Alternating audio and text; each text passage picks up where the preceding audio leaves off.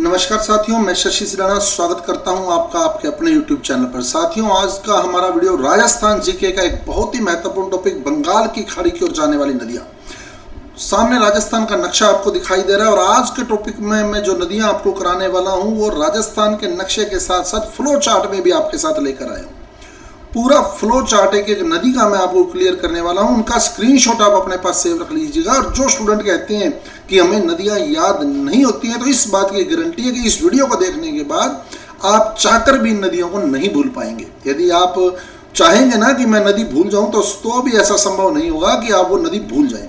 तो बहुत ही धांसू वीडियो मैं कहूं आज आपके बीच में लेकर आया हूं, तो शुरू से अंत तक बने रहिएगा। और इस बात की गारंटी देता हूं कि YouTube के इतिहास में ऐसा वीडियो ना तो अब तक अपलोड हुआ है और ना ही आने वाले समय में जल्दी से अपलोड होने वाला है, क्योंकि आज का एक वीडियो तैयार करने के लिए हमने काफ़ी समय, पूरा समय, आज का पूरा दिन हमने इस वीडियो को दे दिया है और बहुत ही शानदार तरीके से एक्सप्लेनेशन आपके बीच आने वाला है। तो अंत तक बने रहिएगा, वीडियो के अंत तक हमारे साथ जुड़े रहिएगा और देखते हैं कि क्या कंक्लूजन आप लोग निकालते हैं।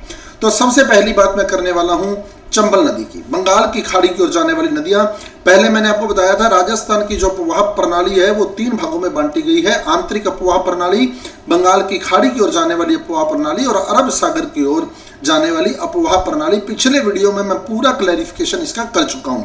यदि वो वीडियो आपने अभी तक नहीं देखा है तो डिस्क्रिप्शन बॉक्स में दिए गए लिंक के माध्यम से आप लोग देख सकते हैं। इसके अलावा अगर आप टॉपिक बाय टॉपिक नोट्स चाहते हैं तो आप डिस्क्रिप्शन बॉक्स में हमारे टेलीग्राम चैनल का लिंक दिया गया है, हमारे व्हाट्सएप चैनल का लिंक दिया गया है। तो वहां से आप लोग जो है हमारे चैनल्स के साथ जुड़िए और नोट्स भी आपको टाइम टू टाइम जो है वो इन टॉपिक्स के अवेलेबल होते रहेंगे। आज जो वीडियो अपलोड हुआ है आज उसके नोट्स भी आपको उपलब्ध हो जाएंगे। तो शुरू करते हैं हमारा आज का टॉपिक, चंबल नदी। चंबल नदी की बात करूं मैं तो चंबल नदी का उद्गम मध्य प्रदेश की जनापाव पहाड़ी से, मध्य प्रदेश की जनापाव पहाड़ी से होता है। मध्य प्रदेश की जनापाव पहाड़ी से निकलती है चंबल नदी। मध्य प्रदेश से निकलने के बाद राजस्थान के चित्तौड़गढ़ के 84गढ़ से, ये वाला जो एरिया है ये चित्तौड़ का ही एरिया है, तो इसी एरिया से राजस्थान में ये नदी प्रवेश करती है 84गढ़ से। 84गढ़ से राजस्थान के चित्तौड़गढ़ के 84गढ़ जो भैंसरोडगढ़ के बिल्कुल समीप पड़ता क्षेत्र है 84गढ़, वहीं से ये नदी जो है राजस्थान में प्रवेश करती है। 84गढ़ के पास ही, बिल्कुल भैंसरोडगढ़ के पास ही इस नदी पर चूलिया जलप्रपात बना है। तो राजस्थान में एंट्री हुई कहां से? चित्तौड़गढ़ के 84गढ़ से, चित्तौड़गढ़ के 84गढ़ से। और यहीं इस पर चूलिया जलप्रपात, पानी का झरना बना हुआ है, चूलिया जलप्रपात बना हुआ है। थोड़ी दूर चलने के बाद इस नदी में एक नदी और आकर मिलती है, चंबल, और दूसरी नदी आकर मिलती है इसमें बामनी। चंबल और बामनी, चंबल और बामनी याद रखिएगा, इंपॉर्टेंट है, चंबल और बामनी। इन दोनों नदियों के संगम पर भैंसरोडगढ़ दुर्ग बना है, भैंसरोडगढ़ दुर्ग बना है, जिसे राजस्थान का वेल्लोर कहते हैं। राजस्थान का वेल्लोर कहा जाता है भैंसरोडगढ़ दुर्ग को। उसके बाद ये नदी जो है चित्तौड़गढ़ को क्रॉस करके कोटा में आ जाती है। कोटा के बाद ये नदी 12 से फिर ये सवाई माधोपुर, करौली, धौलपुर, MP के साथ सीमा बनाती हुई यूपी के इटावा जिले में जाकर यमुना नदी में अपना पानी घेर देती है। इटावा यूपी के अंदर जाकर यमुना नदी में अपना पानी घेर देती है। तो चंबल जो है वो यमुना नदी में मिलती है, तो और यमुना नदी जो आगे है अपना पानी गंगा में गिरती है और गंगा अंत तक पहुंचती है बंगाल की खाड़ी में। तो इस प्रकार चंबल का पानी यमुना के मार्फत गंगा से होता हुआ बंगाल की खाड़ी में पहुंचता है। और जिसे गंगा का जो अंतिम शाखा पश्चिम बंगाल से जो बंगाल की खाड़ी में गिरती है उसे हम हुगली के नाम से जानते हैं। हुगली गंगा की ही शाखा है। गंगा जो है 2 भागों में, डायमंड हार्बर में जाकर 2 भागों में बंट जाती है, जिसका एक भाग हुगली कहलाता है। हुगली ही बंगाल की खाड़ी में जाकर गिरती है और चंबल उसी के माध्यम से ही अपना पानी जो है बंगाल की खाड़ी में पहुंचाती है। अब 6 जिलों से यह क्रॉस हुई राजस्थान के। नंबर 1 चित्तौड़, चित्तौड़ के बाद कोटा, कोटा के बाद 12 के बाद बूंदी, कोटा के बाद बूंदी, बूंदी के बाद सवाई माधोपुर, सवाई माधोपुर के बाद करौली, करौली के बाद धौलपुर और अंततः ये पहुंच गई यूपी के इटावा जिले में। तो राजस्थान के 6 जिलों में भाई। अब इसकी खास बातें और देखें हम, तो सबसे पहले ये निकली है एमपी से, एमपी की जनापाव पहाड़ी से। तो यहाँ इस नदी पर गांधी सागर बांध बना है। एमपी के अंदर इस नदी पर गांधी सागर बांध बना है। चंबल नदी पर बना गांधी सागर बांध चंबल नदी पर बना सबसे बड़ा बांध है, सबसे बड़ा बांध, सर्वाधिक जल भराव क्षमता वाला बांध। चंबल नदी पर सर्वाधिक जल भराव क्षमता वाला बांध गांधी सागर है। जब ये चित्तौड़गढ़ में एंटर हुई, तो चित्तौड़गढ़ में एंटर होने के बाद इस पर चित्तौड़गढ़ के अंदर राणा प्रताप सागर बांध बना है। राणा प्रताप सागर चित्तौड़गढ़ के अंदर, तो यहां इस पर राणा प्रताप सागर बांध बना है। चित्तौड़गढ़ में राणा प्रताप सागर बांध, चित्तौड़गढ़ में बना है इस पर राणा प्रताप सागर बांध। और राणा प्रताप सागर बांध राजस्थान का सर्वाधिक जल भराव क्षमता वाला बांध है। राजस्थान का सर्वाधिक जल भराव क्षमता वाला बांध, राजस्थान का सबसे बड़ा बांध, सबसे बड़ा मतलब जो सबसे ज्यादा पानी को स्टोर करता है वो है राणा प्रताप सागर बांध। तो चंबल नदी पर दूसरा बांध जो बना है वो राणा प्रताप सागर बांध है। उसके बाद ये नदी आ गई कोटा में। कोटा में इस पर बना है जवाहर सागर बांध। कोटा में इस पर बना है जवाहर सागर बांध।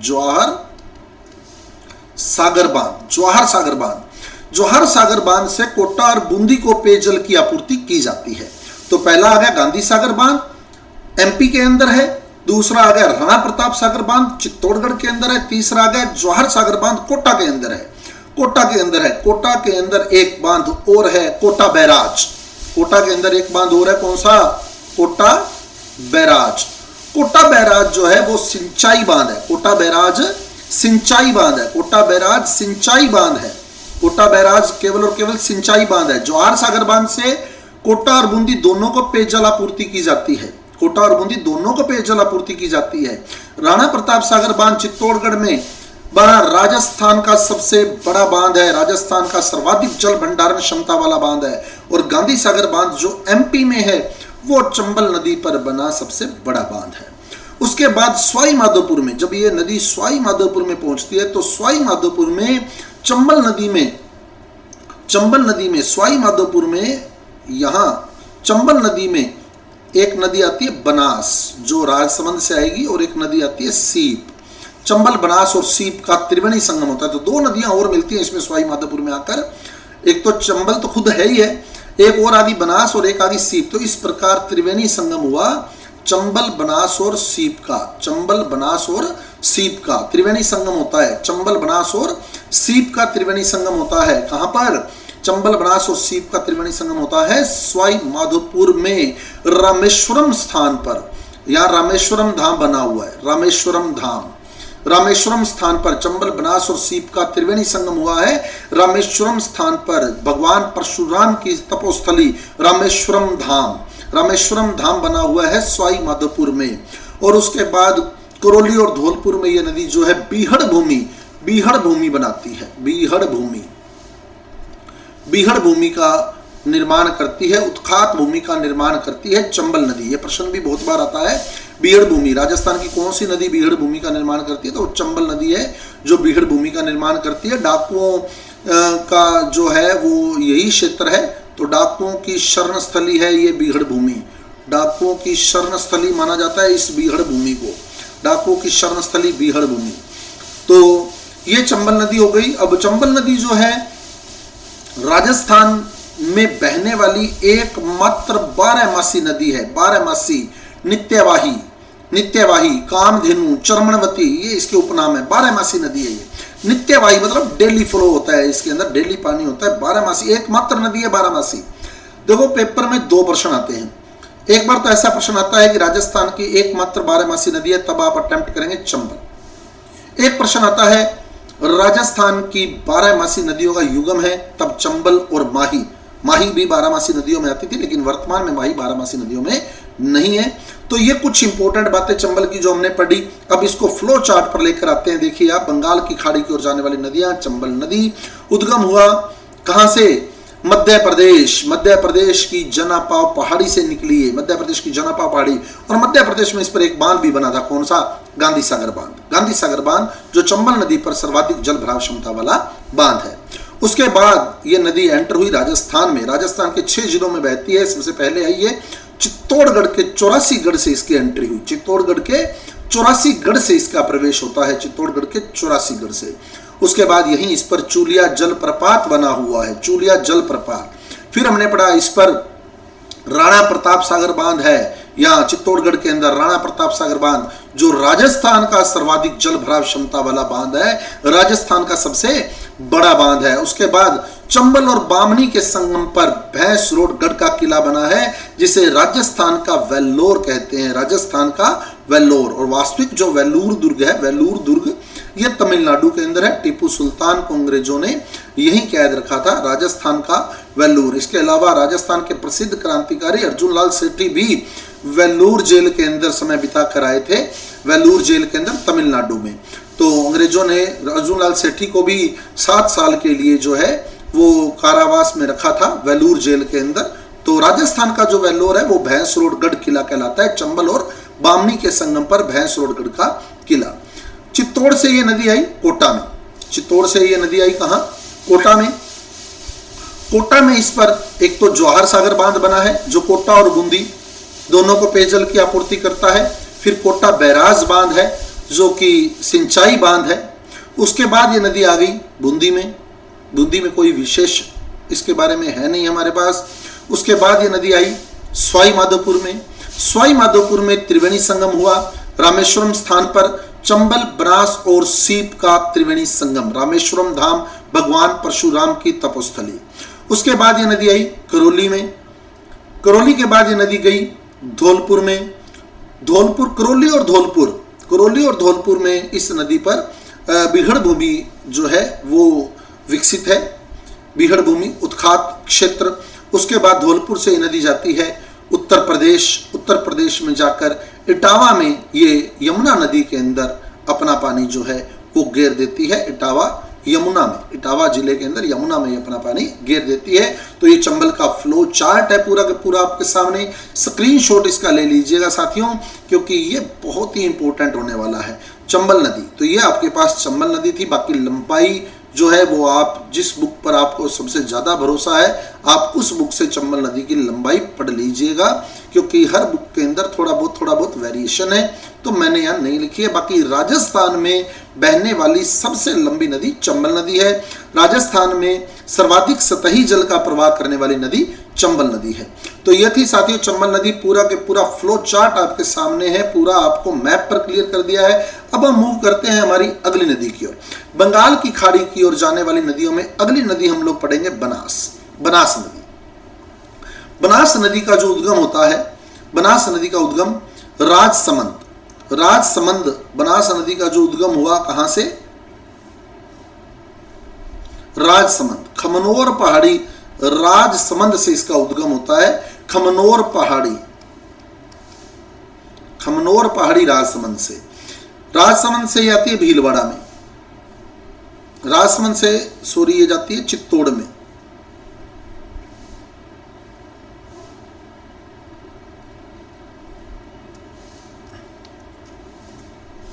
राजसमंद से गई चित्तौड़, चित्तौड़ से जाती है भीलवाड़ा, भीलवाड़ा से जाती है अजमेर, 6 जिलों में जाती है अजमेर, अजमेर से ये जाती है आगे टोंक, और टोंक से जाती है सवाई माधोपुर, और सवाई माधोपुर में रामेश्वरम स्थान पर ये जाकर मिल जाती है चंबल नदी में, जो हमने अभी पढ़ा था, चंबल, बनास और सीप का त्रिवेणी संगम। तो 6 जिलों में आ गई है, राजसमंद, चित्तौड़, भीलवाड़ा, अजमेर, राजसमंद, चित्तौड़, भीलवाड़ा, अजमेर, टोंक और सवाई माधोपुर। इसके अलावा आप अगर बुक देखते हैं तो उसमें नागौर भी लिखा होगा, प्रतापगढ़ भी लिखा होगा, ठीक है, उदयपुर भी लिखा होगा कई किताबों में, जयपुर भी लिखा होगा, तोसा भी लिखा होगा। तो वो नदी एक्चुअल में जाती नहीं है ये नदी यहाँ तक। इस नदी पर कुछ ऐसी परियोजनाएं चल रही हैं, ठीक है, जैसे बीसलपुर बांध बना है इस नदी पर, बीसलपुर बांध। और आपको पता होगा बीसलपुर पेयजल परियोजना जो है राजस्थान की सबसे बड़ी पेयजल परियोजना मानी जाती है। तो उससे जयपुर, नागौर, दौसा, ये आसपास के क्षेत्रों में पूरे में पानी की सप्लाई की जाती है, बहुत लंबे क्षेत्र के अंदर। तो वो एक तरह से इसका उपवास क्षेत्र ही माना जाता है। तो खमनोर से निकली है, खमनोर से इसका उद्गम होता है राजसमंद खमनोर पहाड़ी से, उसके बाद ये चित्तौड़ में आती है, चित्तौड़ से आती है भीलवाड़ा, भीलवाड़ा से जाती है अजमेर, अजमेर से टोंक, टोंक से सवाई माधोपुर, सवाई माधोपुर में जाकर रामेश्वरम धाम में ये अपना पानी जो है चंबल नदी में गिर देती है और यहाँ एक नदी सीप और इसमें आकर मिलती है। तो कमनौर पहाड़ी से उद्गम हुई, उसके बाद ये चित्तौड़ में आ गई। चित्तौड़ में इस नदी पर मात्रकुंडिया बांध बना है, मात्रकुंडिया बांध। चित्तौड़ में इस नदी पर मात्रकुंडिया बांध बना है। मात्रकुंडिया को आदिवासियों का हरिद्वार कहा जाता है। मात्रकुंडिया बांध बनास नदी पर बना चित्तौड़ में। उसके बाद टोंक में इस नदी पर बिसलपुर बांध बना है, बिसलपुर बांध। बिसल देव के नाम पर बसाया गया कस्बा बिसलपुर। बिसलदेव विग्रहराज चतुर्थ का नाम था बिसलदेव विग्रहराज, जो कि एक बहुत ही प्रसिद्ध शासक रहे हैं चौहान वंश के बिसलदेव। तो उनके नाम पर ही बिसलपुर कस्बा बना है, बिसलपुर कस्बा। तो बिसलपुर बांध, बिसलपुर कस्बे के अंदर ही टोंक के अंदर बिसलपुर बांध बना है और बिसलपुर बांध राजस्थान की सबसे बड़ी पेयजल परियोजना है। उसके बाद टोंक और सवाई माधोपुर की सीमा पर, टोंक और सवाई माधोपुर की बिल्कुल सीमा पर इसरदा बांध बना है। इसरदा बांध टोंक और सवाई माधोपुर की सीमा पर। इसरदा बांध के बारे में बता दूं आपको, ये मान लो इधर टोंक है, इधर मान लो सवाई माधोपुर है, सवाई माधोपुर। और जो इसरदा बांध है वो यूं बना हुआ है, इसका आधा क्षेत्र टोंक में है, आधा क्षेत्र सवाई माधोपुर में है। टोंक के बनेठा क्षेत्र से ये स्टार्ट हुआ, बनेठा गांव से, और सवाई माधोपुर के इसरदा गांव में ये समाप्त हुआ। टोंक के बनेठा गांव से स्टार्ट होता है, सवाई माधोपुर के इसरदा गांव में ये समाप्त होता है। इस प्रकार टोंक और सवाई माधोपुर की सीमा पर बना ये बांध है इसरदा बांध। इसरदा बांध टोंक और सवाई माधोपुर की सीमा पर निर्मित है इसरदा बांध। और इसरदा बांध से जयपुर और दौसा को पेयजल की आपूर्ति की जाती है इसरदा बांध से। तो ये थी बनास नदी। अब हम इसको रीड करते हैं और बता दूं आपको, राजस्थान में बहने वाली सबसे लंबी नदी है जो केवल राजस्थान में बहती है। वैसे तो चंबल सबसे लंबी नदी है, लेकिन चंबल 3 राज्यों में है, एमपी में, राजस्थान में, यूपी में। पूर्णतः राजस्थान में बहने वाली अगर सबसे लंबी नदी आपसे पूछ लेता है जो केवल और केवल राजस्थान में ही बहती है, किसी अन्य स्टेट में नहीं जाती, तो वो बनास नदी है। पूर्णतः राजस्थान में बहने वाली सबसे लंबी नदी बनास नदी है। तो अब बंगाल की खाड़ी की ओर जाने वाली नदियों में हम बात करें बनास नदी की। बनास नदी राजसमंद खमनौर पहाड़ी से निकली है। उसके बाद ये चित्तौड़गढ़ में आ गई। चित्तौड़गढ़ में इस नदी पर मात्रकुंडिया बांध बना है। उसके बाद ये अजमेर, भीलवाड़ा से गई कहाँ, और भीलवाड़ा में एक बात और बता दूं आपको, यहां आ ही गया, चलो नोट कर लीजिएगा आप। भीलवाड़ा में त्रिवेणी संगम होता है बनास, बेड़च और मेनाल का। भीलवाड़ा के अंदर बनास, बेड़च और मेनाल का त्रिवेणी संगम होता है, नोट कर लीजिएगा। बाकी अब बेड़च नदी हम पढ़ेंगे, वहां क्लियर हो जाएगा आपको। भीलवाड़ा में बनास, बेड़च और मेनाल का त्रिवेणी संगम होता है। कहां पर? मांडलगढ़ के समीप बिगोद नामक स्थान पर, वो अभी आ जाएगा आगे। मांडलगढ़ के समीप बिगोद नामक स्थान पर त्रिवेणी संगम होता है बनास, बेड़च और मेनाल का। उसके बाद ये नदी आती है कहां? अजमेर में। अजमेर से नदी जाती है कहां? टोंक में। अब टोंक में इस पर बिसलपुर बांध बना है और बिसलपुर पेयजल परियोजना राजस्थान की सबसे बड़ी पेयजल परियोजना मानी जाती है। उसके बाद ये नदी आती है सवाई माधोपुर में, और टोंक और सवाई माधोपुर की सीमा पर, टोंक और सवाई माधोपुर की सीमा पर हमने पढ़ा कि इस पर इसरदा बांध बना है। और सवाई माधोपुर में ये नदी जो है चंबल नदी में अपना पानी घेर देती है, और एक नदी और इसमें आकर मिलती है, सीप। तो चंबल, बनास और सीप का त्रिवेणी संगम होता है कहां? रामेश्वरम स्थान पर। रामेश्वरम धाम विकसित है भगवान परशुराम की तपोस्थली के रूप में जाना जाता है रामेश्वरम धाम को। और टोंक और सवाई माधोपुर की सीमा पर इसरदा बांध बना है। इसरदा बांध जो है वो टोंक के बनेठा क्षेत्र से शुरू होता है और सवाई माधोपुर के इसरदा गांव तक वो फैला हुआ है। तो ये बनास नदी का फ्लो चार्ट है, स्क्रीनशॉट ले लीजिएगा, इसका बड़ा काम आने वाला है। और राजस्थान में, पूर्णतया राजस्थान में बहने वाली सबसे लंबी नदी है बनास नदी। अब हम अगली नदी की ओर मूव करते हैं। हमारी अगली नदी है बेड़च। बेड़च नदी को उद्गम स्थल पर आयड़ कहते हैं। आयड़, पहले तो इसका उद्गम कहां से होता है? उदयपुर के गोगुंदा क्षेत्र से। गोगुंदा पहाड़ी उदयपुर से निकलती है ये। गोगुंदा पहाड़ी उदयपुर, गोगुंदा पहाड़ी उदयपुर से निकलती है। उद्गम स्थल पर इसे आयड़ कहा जाता है, आयड़। और फिर ये अपना पानी गिरती है उदय सागर झील में, उदय सागर झील में। अब इसका नाम बेड़च हो जाता है। तो उद्गम स्थल पर इसे आयड़ कहते हैं और उदय सागर झील में पानी गिरने के बाद इसका नाम बेड़च हो जाता है।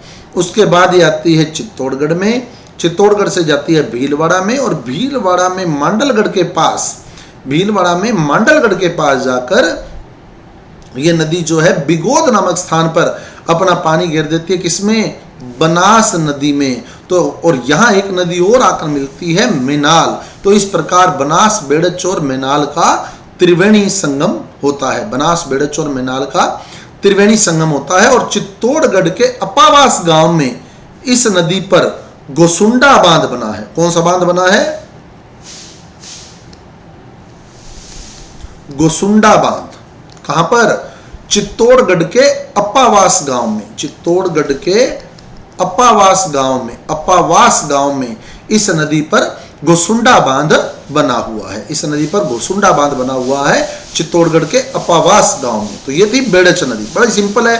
गोगुंदा पहाड़ी उदयपुर से निकली है, चित्तौड़गढ़ में गई है, चित्तौड़गढ़ के अपावास गांव में इस पर गोसुंडा बांध बना है। उसके बाद ये भीलवाड़ा पहुंचती है, भीलवाड़ा में जाकर मांडलगढ़ के समीप बिगोद नामक स्थान पर अपना पानी गिर देती है बनास नदी में। और यहाँ एक नदी और आकर मिलती है। कौन सी? कौन सी? बनास, बेड़च और एक नदी और आती है मेनाल। मेनाल त्रिवेणी संगम होता है, बनास, बेड़च और मेनाल का त्रिवेणी संगम। और बेड़च चित्तौड़गढ़ में इसमें एक नदी और आती है एमपी से, गंभीरी, गंभीरी, गंभीरी नदी आती है। और बेड़च और गंभीरी के संगम पर चित्तौड़गढ़ का किला, राजस्थान का गौरव चित्तौड़गढ़, चित्तौड़गढ़ का किला बेड़च और गंभीरी के संगम पर बना हुआ है। इंपॉर्टेंट बात है, नोट कीजिएगा। अब हम इस नदी को फ्लो चार्ट पर लेकर चलते हैं। तो बेड़च नदी उद्गम कहां से हुआ? उदयपुर की गोगुंदा पहाड़ी से निकली है। उसके बाद ये पहुंची, पहले तो उद्गम स्थल पर इसे क्या कहते हैं? आयड़ कहते हैं। इंपॉर्टेंट बात है, उद्गम स्थल पर इसे आयड़ कहते हैं। और उदय सागर झील में गिरने के बाद इसका नाम बेड़च हो जाता है। नोट कर लीजिएगा, उद्गम स्थल पर इसे आयड़ कहते हैं, उदय सागर झील में गिरने के बाद इसका नाम बेड़च हो जाता है। तो उदय सागर की, उदयपुर की गोगुंदा पहाड़ी से निकली है। उसके बाद ये पहुंची चित्तौड़गढ़ में, चित्तौड़गढ़ के अपावास गांव में इस पर गोसुंडा बांध बना है। अपावास गांव के अंदर गोसुंडा बांध बना है। और गंभीरी और बेड़च के संगम पर राजस्थान का गौरव, कौन सा? चित्तौड़गढ़ दुर्ग, चित्तौड़गढ़ दुर्ग गंभीरी और बेड़च के संगम पर बना दुर्ग है। नोट कर लीजिएगा, प्रश्न आ सकता है। उसके बाद ये नदी पहुंचती है भीलवाड़ा। तो भीलवाड़ा में यह नदी अपना पानी बनास नदी में गिरती है। बनास, बेड़च और मेनाल के त्रिवेणी संगम पर जो है वो बिगोद नामक स्थान पर तीनों का त्रिवेणी संगम होता है, बनास, बेड़च और मेनाल का, बनास, बेड़च और मेनाल का। तो बनास नदी में मांडलगढ़ के समीप बिगोद नामक स्थान पर अपना पानी गिरती है। और यहाँ एक नदी और आकर गिरती है, मेनाल। तो त्रिवेणी संगम होता है बनास, बेड़च और मेनाल का। वो पहले पढ़ चुके हम लोग बनास नदी के अंदर, वो क्लियर होगा आपको। अब चलते हैं अगली नदी हमारी कोठारी नदी।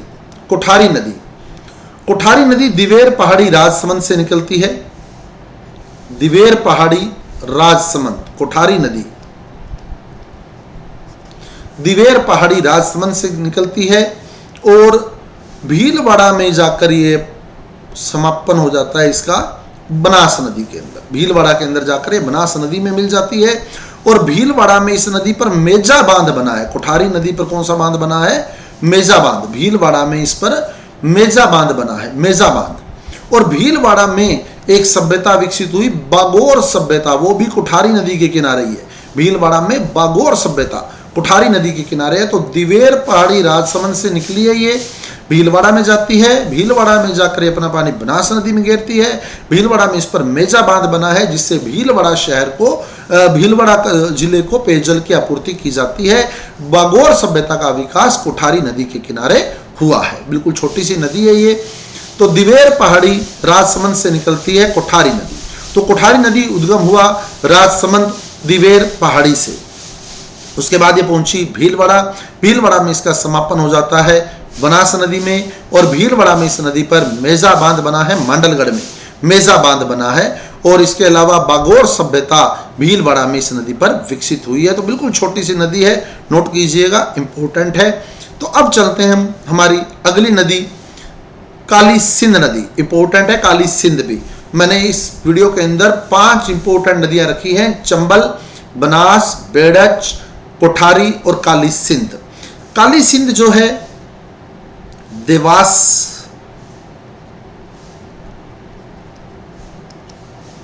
एमपी से आती है, देवास एमपी, बारेगांव झालावाड़ से राजस्थान में एंट्री करती है। उसके बाद ये जाती है बारा के बाद आती है कोटा। कोटा के नानेरा गांव में, कोटा के नानेरा गांव में ये अपना पानी गिर देती है चंबल नदी के अंदर। तो 3 जिलों में ये बहती है, झालावाड़, बारा और कोटा के अंदर। झालावाड़, बारा और कोटा के अंदर। तो झालावाड़ के अंदर इंपॉर्टेंट बात है, काली सिंध के साथ एक नदी और मिलती है, आहू। काली सिंध और आहू नदियों पर के संगम पर गागरोन का किला बना है, गागरोन का किला।